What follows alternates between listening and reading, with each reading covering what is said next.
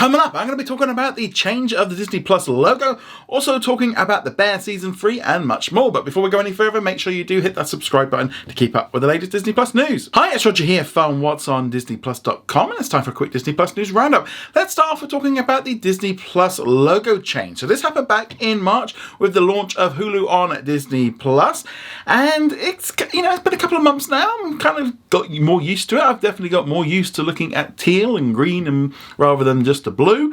And yeah, so some more information has come out from an interview with Adweek at the last week's Upfront, where they were talking about how they've gone through the process of changing it. Now, there were some facts that I kind of wanted to get in on and kind of talk a little bit about, because apparently they've been working on that change for 9 months. That's right, 9 months they were working on that change. So if you can't really see what the difference is, first off, obviously the color has changed. So they've got a brand new color called Aurora, which is a nod to the Northern Lights, but also to the creation of Sleeping Beauty, because that was her name. I think that's probably more like it. They like to give these Disney projects character names. And the general idea is this is a combination of the blue and of the green of Hulu, and put them together, and therefore you've got this new color. Now, what was more interesting about this was speaking about the fact that they don't view this just as a fact of just the launch of Hulu on Disney Plus, but also on where this is going in the future. And that's the key thing I think we need to look into, because I think they've ultimately changed the logo color and all the rest of it, because the plan is to bring, and they say, it's about, activating a change and making people think about Disney Plus differently, and the Hulu content being in there and it just being a bit different, and that like mindset that, the colors changed, it looks different, there's something going on here. And that's what that symbolizes. Ultimately, I think we are going to get to a point where Hulu is merged in with Disney Plus, and that's why this color change is coming, because ultimately you ain't changing the color of your main core logo to incorporate this other thing if you're not eventually thinking about incorporating the other thing fully. So I think that's definitely going to happen. The fact that that launch happened globally, because ultimately here in the UK, adding green to it meant nothing. There was no reason to do it. That we didn't have any connection with green. Same thing in most countries. We didn't have Hulu. So yeah, there's definitely an interesting thing of how all this comes together. The fact that it took 9 months. Now, whether or not that was because they came up with the idea and then they had to wait until the Comcast deal and when they were going to launch it and kind of stretch his stuff out a little bit more. Apparently, they weren't thinking about changing the color drastically, like red or yellow or anything like that. And they kind of were always on those colors, which kind of makes you think even longer of like how long it's taken. They didn't go out and speak to groups and stuff or speak to anybody outside about it, which was kind of weird. In one way, maybe getting some feedback on it might have been a good thing, but ultimately it is just a color, and it makes sense why they've done it from a branding point of view, and just ultimately where they're going. And also, I do think as well, by doing the change now, that say in December of 2025, when they finally go, right, okay, we're merging it all in, it's just a date off the top of my head, not an actual date, people are going to be more like, oh yeah, that makes sense. Because you'll have had it for a year or two, and the colour will be there, and you'll just kind of accept it much more willingly than if they did all of this on one day. And that would have been more of that sort of difficult thing with kind of managing expectations with Disney. They're kind of going to get to that point of when they eventually do it, everyone will be just like, yeah, well, that makes sense. There was also some other little changes that they made to the logo. They've made it more fuller, more basically they've made it so they can use it easier. It was a bit too transparent and it wasn't working so well with branding, which makes sense. They made up this logo way back, probably like 2018, and yeah, it's, they've been using it, testing it out. They need to make some changes to it.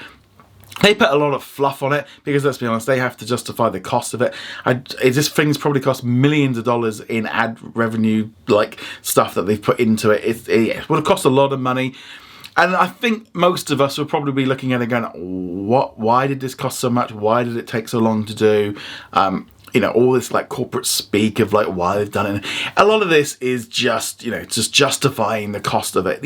I do think that the change does make sense. It was a little bit of a surprise when it happened. In one way, like, should they have told it in advance, or did it do exactly what it wanted? Have it got a lot of buzz around it? I think there's some other key issues here, because definitely with streaming services, and they reference this in the article, was that you know, every sort of major streaming service kind of has a colour that is attached to it. So Netflix is very much red. They've kind of dominated red. If you think of a streaming service and you think red, you will instantly think of Netflix. And also I think this works very well for green. So green kind of instantly means Hulu. But bluey purple is a very hit and miss one, because blue was being used by Paramount Plus, by Max, by Disney.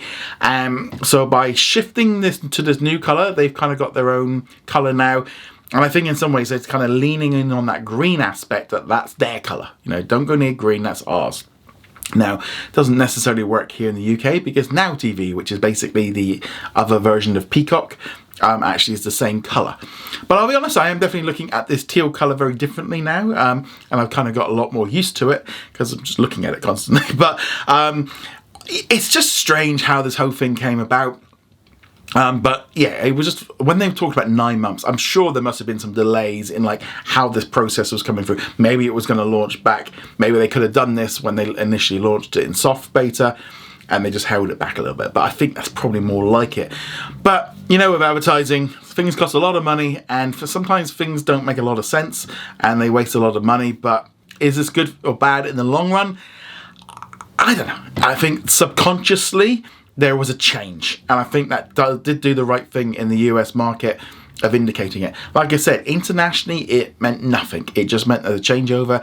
You know, we're seeing now with the ads and everything like that on TV, you know, that they are using now that green and teal colour constantly, and that is the new colour. And as I said, we're kind of growing to get used to it, and I think that's going to be the key thing. But I thought that was an interesting thing. But obviously, as I said, I look at this logo way too much. But let us know what you think of the colour change and all the rest of it. I'd love to hear your thoughts on this in the comments below. Before we shift gears, make sure you do hit that like button. It sends a good signal to YouTube that you like my content. But let's now talk about Star Wars: The Acolyte.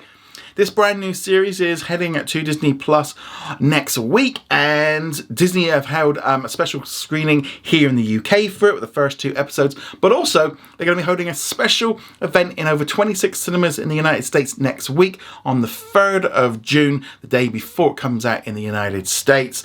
So you're going to be able to go see those first 2 episodes. It looks like the tickets are completely sold out. Let's say sold out. They were being given away for free, and they're going to get some free food, and they're going to get some posters and bits and pieces to go alongside it. To me, this is just a win-win-win, because you can get, you know, thousands of people to go see the series. They're going to love it. They're going to have a great night out. Very jealous. I'm really glad that I would have loved to have done that at my local cinema. And yeah, it's going to be good publicity, not probably going to cost them a huge amount to do, and yeah, but so hopefully this will kind of continue the buzz around the show, which obviously comes out next week. Again, it's going to be getting that prime time release, so if you're in the US and in Canada and in Latin America, you'll be getting it on Tuesday evening. For the rest of us around the world, we'll be getting it then at the same time on the Wednesday morning. So when you wake up, there'll be loads of spoilers. We just got to not get on the internet. That's going to be my trick for the next 8 weeks. But let me know, are you looking forward to The Acolyte? Love to hear your thoughts on this in the comments below. Shifting gears now, let's now talk about The Bear Season 3. FX has released a full trailer for the upcoming 3rd season, which is going to be coming out on Thursday, the 27th of June. We're getting all of the series at once. There's going to be a full binge drop. So this is Hulu and Hulu on Disney Plus in the United States. Disney Plus are around the world. Really looking forward to this show. Obviously, you can watch the first 2 seasons now on those platforms. The trailer, we're definitely kind of moving into a new era in this show of it being a lot more fancy, a lot more, you know, sophisticated dining, and he's, you know, doing all the fancy stuff with the food, like almost tweezers, and, you know, all the stress that comes with that. I'm not gonna lie, I kind of liked it more when it was just a sandwich shop and they were all fighting and it was more real, because this new restaurant isn't somewhere where I'd go eat, whereas I would have gone and eaten at the sandwich shop. And I think it's going to be interesting to see how all this comes together, if the story's going to change. They definitely seem to be changing. You know, you've kind of got some of the characters that aren't used to being in this high end of food, and how that's all going to work with it, and the stresses that come with it, and obviously the pricing and all the rest of it. Yeah, I'm looking forward to the show. The Bear is one of my favorite shows right now, and really looking forward to watching the new one. And obviously kind of looking at this from a different way of coming into it, because I used to run a place for about 20 years with my family, so I kind of get that whole feeling of being in a kitchen and the stress of running it all. That's probably where my views are slightly changing, as I said, of it going from like a sandwich shop into this sophisticated dining, which, yeah, just I definitely feel more like I'll be in line with some of the characters are being out of my depth. But nevertheless, are you looking forward to The Bear Season 3? I'd love to hear your thoughts on this in the comments below. Shifting gears now, let's now talk about what's new on Disney Plus today for May the 30th. So, the big new release is the 20th Century Studios horror film, The First Omen. So it's again on Hulu, and Hulu on Disney Plus in the United States, Disney Plus everywhere else. I've not seen the movie. I am probably going to give it a go, but I am not a huge fan of horror movies. I have not seen any of the other movies, so I would be going into this blind. It's probably not a bad idea because it's a prequel, so I might miss out on some of the things, but I think I could do that. I'll probably give it a go over the weekend, but it depends. I could get 5-10 minutes into it and I'm just not a big fan of horror movies.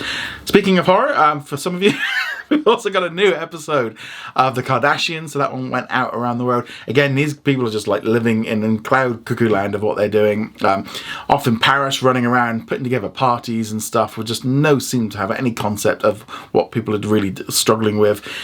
I did watch this week's episode with my wife. Yeah, it's fun, but yeah. I think every time I watch this episode, you kind of look at it and go, these are just not on planet Earth. They're in a completely different thing of just like, they've got no clue what's really going on in the real world. But if you've checked out The Kardashians, I'd love to hear your thoughts on that in the comments below. In our question of the day, which comes from Aaron, who says, since Disney announced the release date for Moana 2, have they also announced the release date for the live action remake of Lilo and Stitch yet? So as of yet, officially, there has been no information about that film being released at all, either in cinemas or on Disney Plus. It's been very quiet. We've heard nothing about it. There's been no posters, teasers, anything like that. It's not even on the official release schedule. There's no mention of it.